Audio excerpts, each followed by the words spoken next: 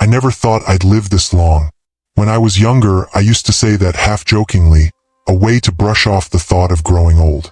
But now that I'm sitting here, 80 years behind me and no idea how many ahead, I see it differently. Living this long isn't just about counting candles on a cake. It's about carrying things no one prepares you for. You see, the weight doesn't always come from loss or loneliness, though there's plenty of that too. It comes from what time reveals, slowly, gently, and sometimes without mercy. There was a morning, I think I was 77, when I sat on the edge of my bed and realized I hadn't laughed, truly laughed, in weeks. Not because life was bad, but because it had grown quiet. People think silence is peaceful, and sometimes it is, but sometimes it's hollow. I looked around my little room, my books, my chair, the same view of the maple tree out front, and I missed something. Not someone, something. I realized then that you don't lose people all at once. It happens slowly. One forgets to call. One moves away. One passes quietly in the night. And one day you're the only one left at the table. That's something no one warned me about. Not the sadness, but the stillness that follows it. I used to host Sunday dinners. Big, loud, clumsy things. There was always too much food and never enough chairs. Grandkids under the table, someone always spilling something. And the stories, we told the same ones year after year. No one cared. They were ours. And then, they stopped coming. No big fallout. Just life. They had their own things, their own Sundays. I understand. Truly, I do. But the empty chairs? They don't ask questions. They just wait. One of the hardest things about growing older isn't being forgotten. It's watching the things you once gave your life to go on without you. That realization, it cuts deep. But it also teaches. I've learned that presence is a gift. Not just being in a room, but being felt in it. And after 75, you start noticing when you're no longer part of the noise. Not out of bitterness, just awareness. The hardest part? I started fading before I even realized it. Not because I wanted to, but because I didn't know how to ask to stay. You spend decades being the strong one, the reliable one, the one who fixes, drives, lifts, leads. And then one day, you're the one sitting quietly, hoping someone will ask how you're doing. Really ask. Not just in passing. But they rarely do. Not because they don't care. They just don't see it. You become background. Comfortable, constant, and slowly invisible. I remember once, maybe 5 years ago, my granddaughter stopped by. She was in a rush, talking fast, scrolling through her phone as she spoke. I had baked something just because I missed doing it. She smiled, thanked me, gave me a quick hug and said, "You're always so calm, Grandpa. I wish I could be like that." And I smiled, but inside I thought, this isn't calm. This is quiet grief. Not for a person, but for the part of me that used to feel known. That's another truth no one warns you about. The ache of not being understood anymore. You start to speak and they change the subject. You share a memory and it feels like a story from a foreign land. And slowly you stop offering pieces of yourself because they land on silent ground. There's no anger in that, just retreat. I found that after a while you begin to protect your own spirit the way you once protected your children. Carefully, quietly. Not everyone deserves to sit at the table of your heart. Not because they're unkind, but because your energy becomes sacred. And energy, that's the thing. I didn't have the strength like before. Not just in my body, in my spirit too. The kind of tired that doesn't go away with sleep. The kind that asks for silence, not stimulation. It's strange, really, how your soul starts whispering when the world grows loud. And you find yourself saying no to invitations, not because you don't care, but because you finally do. About yourself, about peace, about how much it costs to be in a room that doesn't see you. I used to push through that, force a smile, be agreeable, stay late, say yes, but I don't do that anymore. And let me tell you, there's a certain kind of peace that only comes when you realize you don't owe your presence to everyone, especially not to those who mistake your silence for weakness. Funny, isn't it? How it takes 75 years to finally learn how to say no without guilt. and mean it. I remember a time when I could sit on a porch with someone and not say a word, and still feel connected. These days, even when someone does come by, I often feel lonelier with them than I do by myself. Because now, more than ever, I notice the difference between presence and attention. They'll sit across from me, nodding politely, but their eyes are elsewhere. Their minds, too. It's like I'm being visited out of duty, not desire. And that wears you down in ways I never knew possible. You see, after a certain age, you start craving something different. Not more people, just realer people. Someone who isn't afraid of silence, who doesn't look uncomfortable when you pause to find the right word. Someone who listens not just to respond, but to understand. Those people are rare, and when you find them, you hold on to them. Not tightly, not possessively, just thankfully. Like a soft blanket on a cold morning. You don't need it all the time, but when you do, nothing else compares. I've come to learn that solitude isn't the same as loneliness.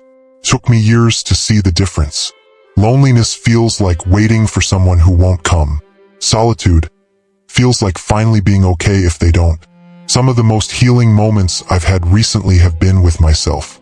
Sitting by the window, watching the light move across the floor, remembering little things, the way my wife hummed when she cooked, the creak in the floor by the front door, the exact rhythm of my mother's handwriting. Those things, they visit me now. Uninvited, unannounced, but always welcome.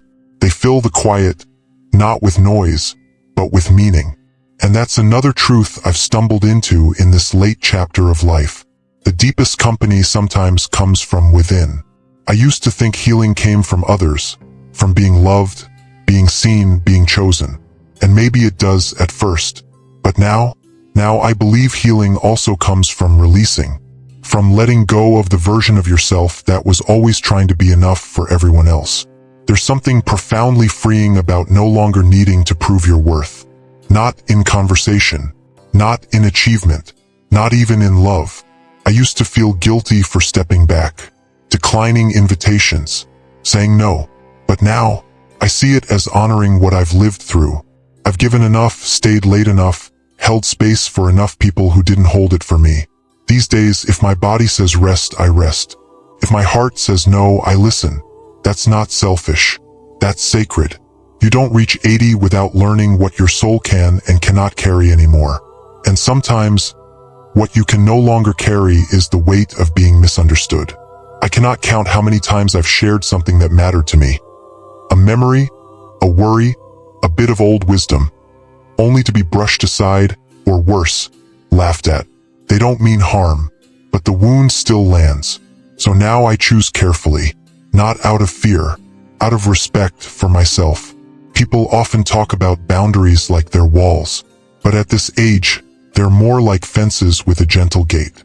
I don't lock people out.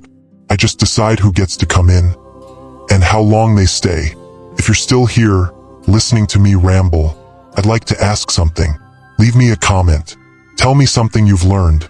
Not from books, not from others, but from living. I want to know what truths visited you late. What lessons arrived when no one else was looking. Those are the ones that stay. And if you've ever felt like the world moved on without you, I want you to know this. You're not behind. You're simply walking a quieter road now. A slower one. But maybe, just maybe, it's the one with the better view. I was sitting in my kitchen the other day, stirring my tea slower than usual. I used to rush everything, even breakfast. Now, I take my time, not because I have nothing to do, but because I finally understand that doing nothing is sometimes the most meaningful thing of all. I've come to believe that slowness isn't a sign of weakness. It's a sign of reverence. For time, for breath, for this moment, this one right here, that will never come again.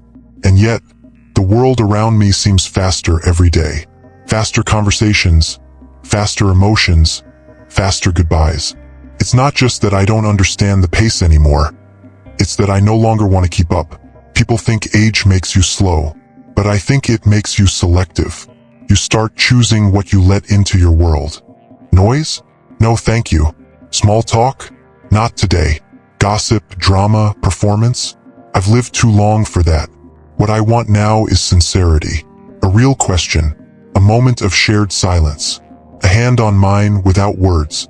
I remember when my old friend Walter passed away. He was 83. We had coffee together every Tuesday at a little cafe that smelled like cinnamon and old stories. We didn't say much near the end. We didn't have to. Ede sip, ide sip. Ede not, ide not. The kind of connection that doesn't need proving. When he died, I didn't cry right away. I just sat in his chair the next Tuesday, ordered his usual, left the extra cup across from me. The waitress asked, "He's not coming, is he?" I just shook my head. It's a strange ache, the one that comes not from tragedy, but from routine interrupted. You realize how much of your heart has been quietly tied to the simplest things. A morning ritual, a shared smile, a familiar voice calling your name. And when they vanish, it's not loud grief. It's the sound of an empty chair. There's a quiet kind of pain that sets in after 75. It's not sharp. It's not dramatic. It's soft, like a worn-out fabric. You notice the thinning, the fraying at the edges. And yet, it's not all sorrow. Because in that thinning, I've also found space. Space to remember. Space to feel. Space to finally be. I don't wear masks anymore. Not the kind to impress. Not the kind to protect. I let my face show what it shows. And I let my voice tremble when it does. There's something honest about age that I never understood when I was younger. When you have nothing left to prove, you finally begin to speak from truth, not performance. I no longer feel the need to be the loudest in the room. In fact, I prefer not to be in the room at all if I can't be fully present there. That's another quiet truth time has handed me. Just because I'm invited doesn't mean I belong. And just because I'm expected doesn't mean I have to show up. Obligation used to run my life. Now I choose peace over pressure. I remember being 40 and thinking I had to do it all. Host the holidays. Keep every friendship alive. Be the one who called, the one who fixed, the one who never said no. But I've learned that being everything to everyone often leaves you being nothing to yourself. These days, I let things be. If someone drifts, I don't chase. If a conversation feels forced, I step back. Not because I don't care, but because I finally care enough about me. And you know something else? There's a strange comfort in no longer being the center of everything. In fading quietly into the corners, where I can just observe, reflect, and smile at the foolishness I once mistook for urgency. I've watched whole dramas unfold from the quiet of my armchair. Family tensions, ambitions rising and falling, young people sprinting after things that won't matter in 5 years. And sometimes I want to shout, "Slow down! It's not what you think." But I don't, because I remember what it felt like to need to run, even when you didn't know where you were going. So instead, I just sit. And when they ask, I offer what I can. When they don't, I let the silence speak for me. Because after all this time, I've learned that not every truth needs to be taught. Some must be discovered. I never used to fear being a burden. Not when I was young and full of use, opening jars, carrying groceries, driving people to the airport, fixing whatever needed fixing. I was the help. People leaned on me, and I liked it. But somewhere along the way, the roles shifted. I remember the first time I asked my son to help me with the garden hose. It was just a small thing, but the look on his face, kind but distracted, it stayed with me longer than it should have. Since then, I've been more careful with what I ask. It's not that I believe I'm unwanted. It's just that when you've lived a long time, you start measuring the weight of your presence. Not just whether you're loved, but whether you're manageable. People say things like, "We're happy to help," and "It's no trouble at all." And maybe they mean it, but part of you doesn't want to test that too often. So you go quiet. You don't mention the stiff hip, the shortness of breath, the thing you dropped and couldn't quite pick up. You laugh instead. You change the subject, because there's a kind of dignity that becomes more precious with age. And sometimes, to protect it, you sacrifice a little closeness. I know it sounds sad, but to me, it's not despair.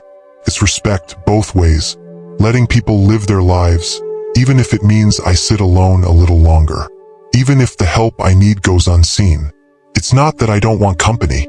I just don't want to be the reason someone's evening becomes complicated. And maybe that's the part no one tells you about aging. The shift from being essential to optional. I used to think that would break me, but strangely it softened me instead. I've become gentler with the people I love, less demanding, more observant. I watch how tired my daughter is after work. I see the worry behind my grandson's smile, and I find ways to love them quietly. A note, a slice of pie, a story from long ago that ends in laughter, not advice. You love differently when you realize your presence is now a choice, not a necessity. And yet, even in all this quiet, there's an ache, not from being alone, but from remembering a time when you didn't have to ask for closeness. It just happened, because you were younger, louder, central. Now the world spins faster, and you're not at the middle of it anymore.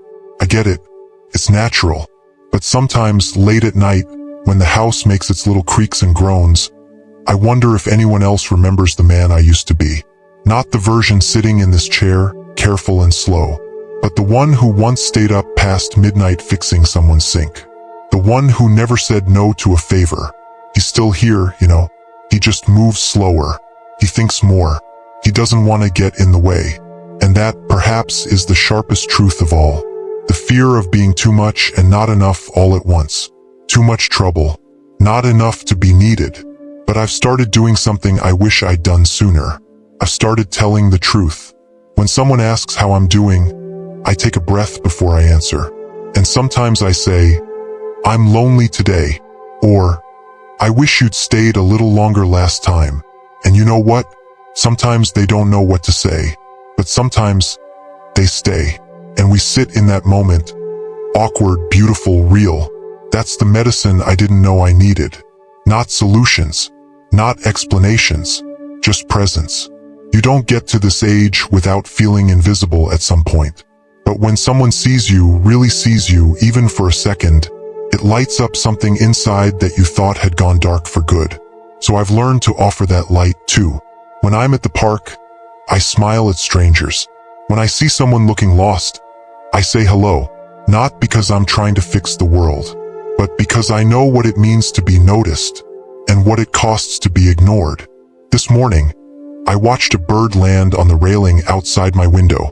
A little thing, black and gray, with a touch of white on the wings.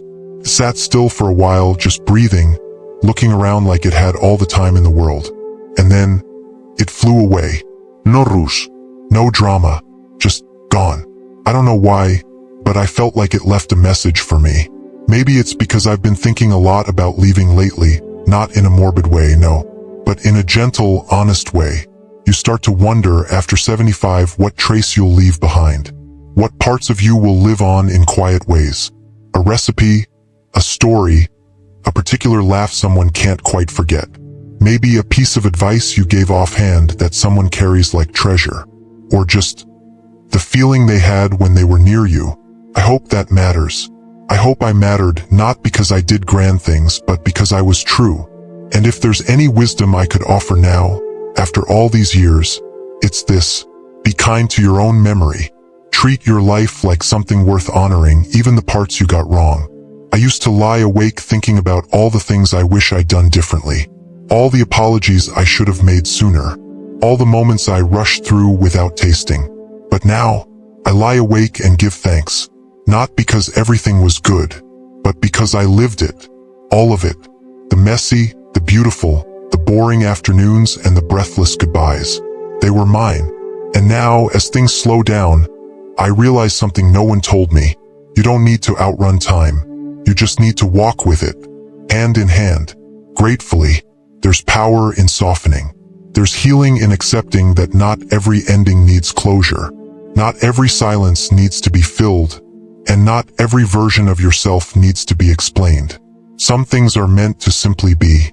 If you've made it to the end of the story with me, thank you, truly, for sitting here, for listening, for sharing this quiet with me. If you'd like to return, you know where to find me. This space doesn't go anywhere.